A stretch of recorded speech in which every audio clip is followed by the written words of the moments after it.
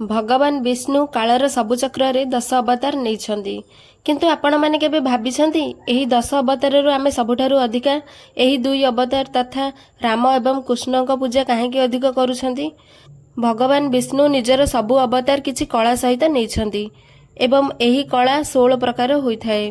प्रभु विष्णु जोग परिस्थिति एवं उद्देश्य अनुसार जेतिकी कलार आवश्यक हुए सेतिकी कला सहित अवतार नियंती। जेपरिक त्रेतया जुगरे भगवान रामंकर उद्देश्य संसार को राक्षस एवं रावण ठू मुक्ति कराइबा थिला। सेथिबाई विष्णु को रावणर वध करिबा पई मनुष्य रूप में राम अवतार हबा पई पड़िला। सेथिबाई केवल 12 कलार ही आवश्यक थिला। द्वापर जुगरे धर्म एवं अधर्म समान भाबरे थिला। सेथिबाई प्रभु विष्णु को अधर्म को हराई धर्म स्थापना करिबा पई संपूर्ण 16 कलार आवश्यक थिला। तेणु प्रभु श्रीकृष्ण रूप में अवतार नहीं मानव रूपी श्रीराम को जो मर्यादा भितर रही काम करिबार थिला सेठी श्रीकृष्ण को मर्यादा बाहर मध्य कौशल एवं चातुरतार सहित राजनीति मध्य करिबार थिला।